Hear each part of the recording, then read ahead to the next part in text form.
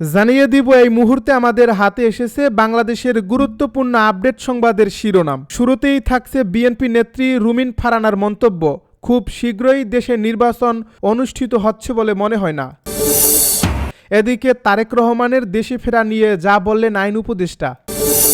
আরও থাকছে মানবতা বিরোধী অপরাধ হলে বিডিআর হত্যাকাণ্ডের বিচার ট্রাইব্যুনালে হবে বলে মন্তব্য চিফ প্রসিকিউটর।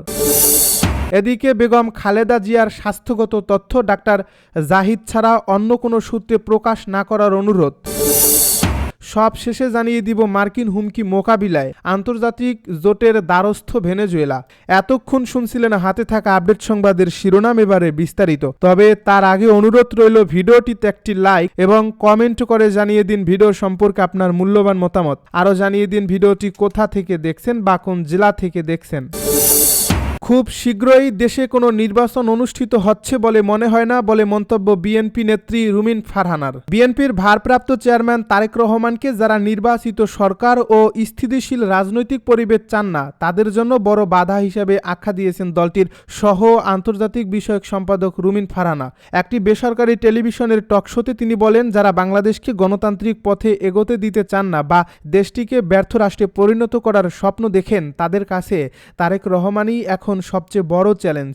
রুমিন ফারহানা বলেন, তারেক রহমানকে শুধু বিএনপির প্রধান বা কাণ্ডারি হিসেবে দেখলে ভুল হবে। বাংলাদেশের প্রোগ্রেসিভ ও গণতান্ত্রিক রাজনীতির ভবিষ্যৎ মধ্যপন্থার ধারাটি টিকে থাকবে কিনা তা অনেকাংশে নির্ভর করছে তিনি রাজনীতিতে সক্রিয়ভাবে অংশ নিতে পারবেন কিনা তার উপর। তাই তার দেশে ফেরা এখন আর শুধুই ব্যক্তিগত সিদ্ধান্ত নয়, এটি দেশের রাজনৈতিক গতিপথ এবং জনগণের ভাগ্যের সঙ্গেও গভীরভাবে যুক্ত। তিনি আরও বলেন, যে কোনো নাগরিকের নিরাপত্তা নিশ্চিত করা সরকারের মৌলিক দায়িত্ব। তারেক রহমান যদি মনে করেন তিনি নিরাপত্তাহীনতায় ভুগছেন, এর দায় সরকারকে নিতে হবে। নির্বাচন নিয়ে অনিশ্চয়তার প্রসঙ্গ তুলে রুমিন ফারহানা প্রশ্ন তোলেন, সরকার কি সত্যিই গণতান্ত্রিক উত্তরণ চায়? তিনি স্মরণ করিয়ে দেন, আগে বলা হয়েছিল ডিসেম্বরের শুরুতে তফসিল ঘোষণা হবে, পরে আবার জানানো হয়েছে এটি ডিসেম্বরের দ্বিতীয় সপ্তাহে আসতে পারে। ফেব্রুয়ারি মাসে আদৌ নির্বাচন হবে কিনা এ প্রশ্ন এখন প্রায় সবার মুখেই। তিনি আরও বলেন, অতীতের মতো নির্বাচনের আগে যে উত্তাপে পরিবেশ প্রাণবন্ত হওয়ার কথা, বর্তমানে তার কোনো লক্ষণ নেই, বরং সর্বত্র থমথমে পরিস্থিতি। কিছুদিন আগেও এনসিপির জোট, জামায়াতের হুঁশিয়ারি, বিএনপির মনোনয়ন নিয়ে আলোচনা, এসব কারণে রাজনৈতিক অঙ্গন ছিল বেশ উত্তপ্ত। এখন দৃশ্যপট সম্পূর্ণ ঠান্ডা। রাজনৈতিক বিশ্লেষকদের উদ্ধৃত করে তিনি বলেন, অনেকেই স্পষ্টভাবে বলছেন ফেব্রুয়ারিতে কোনো নির্বাচন হওয়ার সম্ভাবনা খুবই কম। রুমিন ফারহানার ব্যক্তিগত মতও, খুব শীঘ্রই দেশে নির্বাচন অনুষ্ঠিত হচ্ছে বলে মনে হয় না।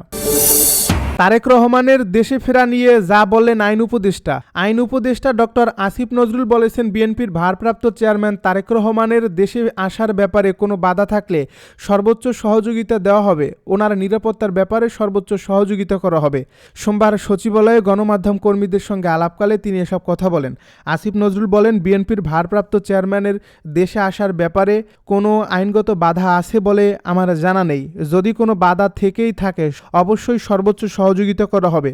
সাংবাদিকদের প্রশ্নের জবাবে আইন উপদেষ্টা বলেন, অনেকে মন্তব্য করেন, প্রশ্ন তোলেন, তারেক রহমান কেন আসছেন না? এ ধরনের প্রশ্ন তোলা খুবই অরুচিকর মনে হয়। এটা মা ছেলের সম্পর্ক, এখানে বেগম খালেদা জিয়ার কোনো নির্দেশনা আছে কিনা, তারেক রহমানের ব্যক্তিগত চিন্তা আছে কিনা, সেটাকে কেউ জাজ করা বা কমেন্ট করা আমার কাছে রুচিকর মনে হয় না। আমাদের বুঝতে হবে এটা মা ছেলের সম্পর্ক। তিনি আরও বলেন, আমার মনে হয় কোনটি উপযুক্ত সময় সেটি সবচেয়ে ভালোভাবে নির্ধারণের ক্ষমতা ওনার আছে। উনি উপযুক্ত সময়ে দেশে আসবেন বলে বিশ্বাস করি। মানবতা বিরোধী অপরাধ হলে বিডিআর হত্যাকাণ্ডের বিচার ট্রাইব্যুনালেই হবে, জানালো চিফ প্রসিকিউটর। বিডিআর হত্যাকাণ্ড মানবতা বিরোধী অপরাধের আওতায় পড়লে এর বিচার আন্তর্জাতিক অপরাধ ট্রাইব্যুনালে হবে বলে জানিয়েছেন ট্রাইব্যুনালের চিফ প্রসিকিউটর তাজুল ইসলাম। সোমবার আন্তর্জাতিক অপরাধ ট্রাইব্যুনালে নিজ দপ্তরে সাংবাদিকদের সঙ্গে আলাপকালে তিনি এ তথ্য জানান। তিনি জানান, বিডিআর হত্যাকাণ্ড সংক্রান্ত অভিযোগ প্রসিকিউশনের কাছে এসে এবং এগুলো যাচাই বাছাই করা হবে। তাজুল ইসলাম বলেন, 2009 সালের বিডিআর জিয়ার হত্যাকাণ্ডের বিষয়ে যে অভিযোগ এসেছে প্রসিকিউশন সেগুলো পর্যালোচনা করবে। অন্তর্বর্তী সরকারের গঠিত জাতীয় স্বাধীন তদন্ত কমিশনের প্রতিবেদনেও আমরা পড়ব।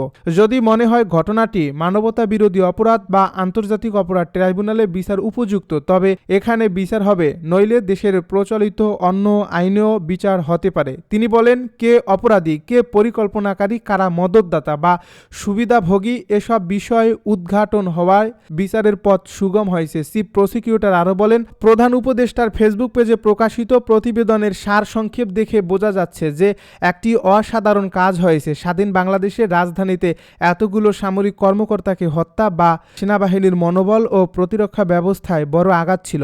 তার সঠিক তদন্ত এতদিন আলোর মুখ দেখেনি।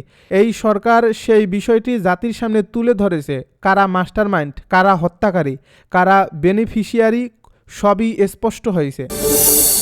বেগম খালেদা জিয়ার স্বাস্থ্যগত তথ্য ডাক্তার জাহিদ ছাড়া অন্য সূত্রে প্রকাশ না করার অনুরোধ।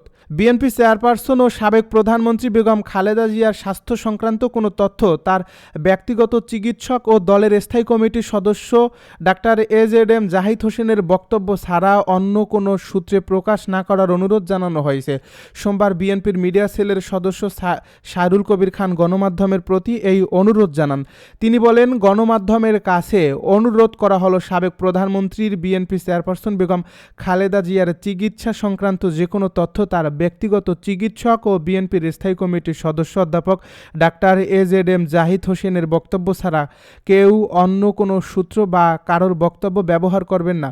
বিএনপির চেয়ারপারসনের স্বাস্থ্য পরিস্থিতি বা কোনো সিদ্ধান্ত হলে মেডিকেল বোর্ডের পক্ষ থেকে তাৎক্ষণিকভাবে জানানো হবে। এর আগে বেলা 1:45টার দিকে এভারকেয়ার হাসপাতালের সামনে এক ব্রিফিংয়ে বিএনপির ভাইস চেয়ারম্যান আহমেদ আজম খান বলেন, বেগম খালেদা জিয়া খুব ক্রিটিক্যাল কন্ডিশনে চলে গেছেন। রোববার রাত থেকে তিনি এ অবস্থায় আছেন। এরপর থেকেই বেগম খালেদা জিয়ার স্বাস্থ্য পরিস্থিতি নিয়ে গণমাধ্যমে বিভিন্ন বিভ্রান্তিকর তথ্য ছড়িয়ে পড়ে। এর পরিপ্রেক্ষিতে বিএনপির মিডিয়া সেলের পক্ষ থেকে জানানো হয়, বিএনপির চেয়ারপারসনের স্বাস্থ্য সংক্রান্ত সঠিক তথ্য জানাবেন মেডিকেল বোর্ড বা তার ব্যক্তিগত চিকিৎসক অধ্যাপক ডাক্তার এজেডএম জাহিদ হোসেন। মার্কিন হুমকি মোকাবেলায় আন্তর্জাতিক জোটের দ্বারস্থ ভেনেজুয়েলার প্রেসিডেন্ট নিকোলাস মাদুরো মার্কিন প্রেসিডেন্ট ডোনাল্ড ট্রাম্পের বর্ধমান ও বেআইনি হুমকি মোকাবেলায় তেল রপ্তানিকারক দেশগুলোর সংস্থা ওপেকের সহায়তা চেয়েছেন। সোমবার আল জাজিরার এক প্রতিবেদনে এই তথ্য জানানো হয়েছে। রোববার ওপেক সদস্য দেশগুলোর উদ্দেশ্যে পাঠানো এক চিঠিতে মাদুরো অভিযোগ করেন, যুক্তরাষ্ট্র ভেনেজুয়েলার বিশাল তেল সম্পদ দখল করতে চায়। তিনি বলেন, এই আগ্রাসন বিশ্ব জ্বালানি বাজারের স্থিতিশীলতার জন্য গুরুতর হুমকি। টেলে সুরে প্রকাশিত চিঠিতে মাদুরো ওপেক ও ওপেক প্লাস দেশগুলোর প্রতি ভূখণ্ড, জনগণ ও রাষ্ট্রীয় প্রতিষ্ঠানের উপর প্রাণঘাতী সামরিক শক্তি ব্যবহারের বিষয়ে আনুষ্ঠানিকভাবে অভিযোগ করেন মাদুরো। বিশ্বের সর্বোচ্চ তেল মজুদ থাকা সত্ত্বেও 2023 সালে ভেনেজুয়েলার তেল রপ্তানি ছিল মাত্র $4.05 বিলিয়ন। যুক্তরাষ্ট্রের নিষেধাজ্ঞার কারণে, যা অন্যান্য বড় তেল উৎপাদনকারী দেশের তুলনায় অনেক কম। চিঠির একদিন আগে ট্রাম্প তার ট্রুথ সোশ্যাল প্ল্যাটফর্মে দাবি করেন যে ভেনেজুয়েলার আকাশসীমা সম্পূর্ণভাবে বন্ধ বলে বিবেচনা করুন, যদিও তিনি সে বিষয়ে বিস্তারিত ব্যাখ্যা দেননি। ভেনেজুয়েলা এ মন্তব্যকে ঔপনিবেশিকী হুমকি বলে আখ্যায়িত করে। মাদুরো সরকার দীর্ঘদিন ধরে দাবি করছে, ক্যারিবীয় অঞ্চলে যুক্তরাষ্ট্রের সামরিক উপস্থিতি বাড়ানোর উদ্দেশ্য হল দেশের তেল ও গ্যাস সম্পদের নিয়ন্ত্রণে নেওয়া। যদিও ওয়াশিংটন বলছে তাদের কার্যকর মাদক অভিযানকে কেন্দ্র করে, কিন্তু সমালোচকরা বলছেন যুক্তরাষ্ট্রের নিজস্ব তথ্যই দেখায় যে ভেনেজুয়েলা থেকে আসা মাদকের পরিমাণ খুবই কম। এদিকে যুক্তরাষ্ট্রের এই হামলায় কথিত মাদকবাহী জাহাজে অন্তত 83 জন নিহত হয়েছে, যা মানবাধিকার সংগঠনগুলো আন্তর্জাতিক আইনের লঙ্ঘন বলে উল্লেখ করছে।